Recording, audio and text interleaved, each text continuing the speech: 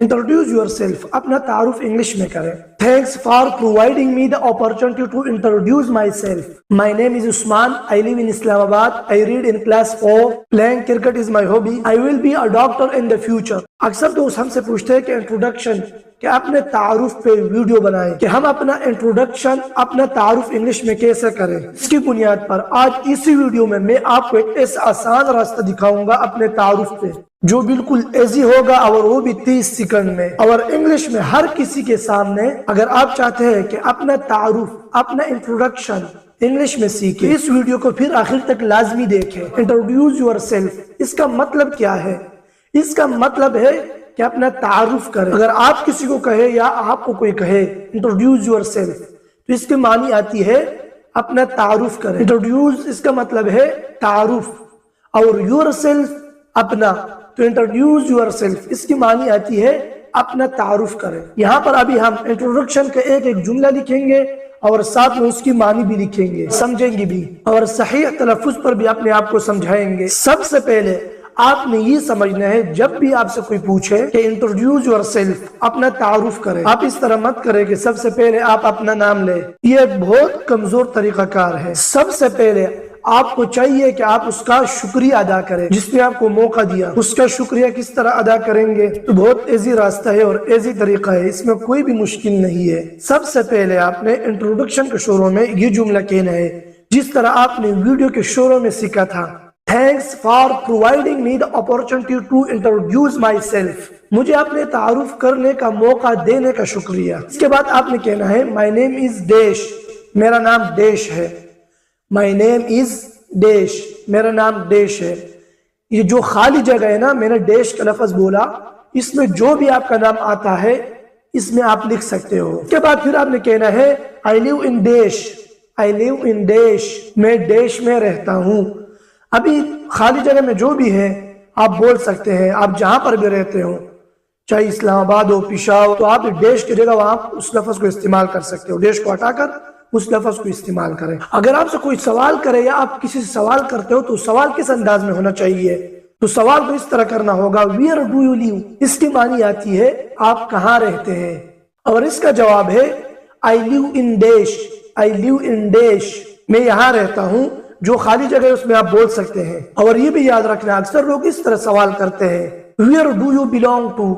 इसका मतलब है आपका ताल्लुक कहाँ से है और इसका जवाब फिर आएगा I belong to dash, I belong to dash, मेरा ताल्लुक डैश से है. मैं जब डैश का लफ्ज बोलता हूँ तो इसका मतलब है आप जहां से भी ताल्लुक रखते हो तो इस डैश की जगह आप उस लफ्ज को इस्तेमाल कर सकते हो.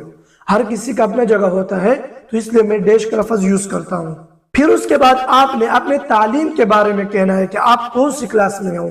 I read in class dash, I read in class dash, मैं क्लास डैश में हूँ. डैश की मतलब आप कौन सी क्लास में भी हो आप बोल सकते हो.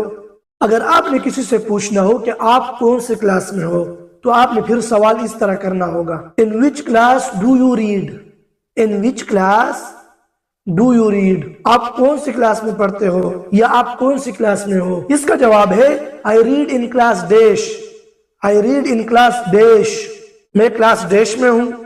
बस जो क्लास भी हो आप बोल सकते हैं डैश की जगह. और ये भी याद रखना, बहुत से लोग इसी तरह सवाल करते हैं what's your qualification, what's your qualification. इसका मतलब है कि आपकी कितनी तालीम है, तो आप जवाब में वही बोल सकते हो कि मैं इस क्लास में हूँ, उस क्लास में हूँ, जिस तरह मैंने पहले कहा वही जवाब इसके लिए काफी है. आफ्टर दिस हॉबी, शौक. फिर आपने कहना होगा अपने हॉबी के बारे में.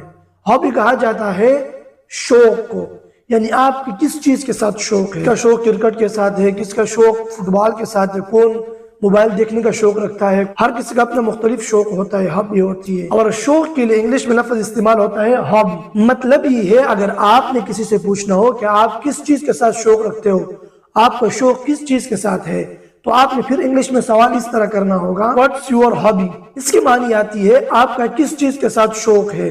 Playing cricket is my hobby, cricket खेलना मेरा शौक है. आपका जिस चीज के साथ शौक हुआ आप बोल सकते हैं. इसके बाद फिर आपने कहना होगा कि आने वाले टाइम में यानी मुस्तकबिल में आप क्या बनोगे, मतलब डॉक्टर बनोगे, इंजीनियर बनोगे, बिजनेसमैन बनोगे, क्या बनोगे आने वाले टाइम में, आखिर क्या बनोगे.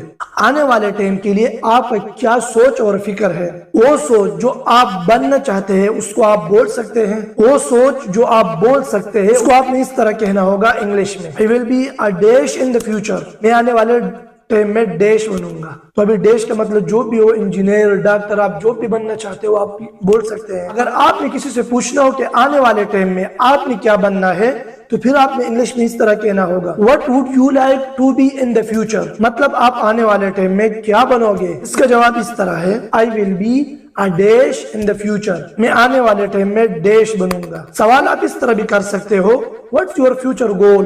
آنے والے ٹائم کے لیے آپ کا کیا ارادہ ہے، آپ کا کیا گول ہے. اس کا جواب بھی وہی ہے جو پیچھے گزر گیا. بس اتنا تعارف آپ کے لیے کافی ہے. جب آپ اپنا تعارف مکمل کریں تو آخر میں ضرور اس طرح بولیں تھینک یو. اس کا مطلب ہے شکریہ. اس کے ساتھ آپ کا انٹروڈکشن اور بھی خوبصورت اور اچھا لگے گا.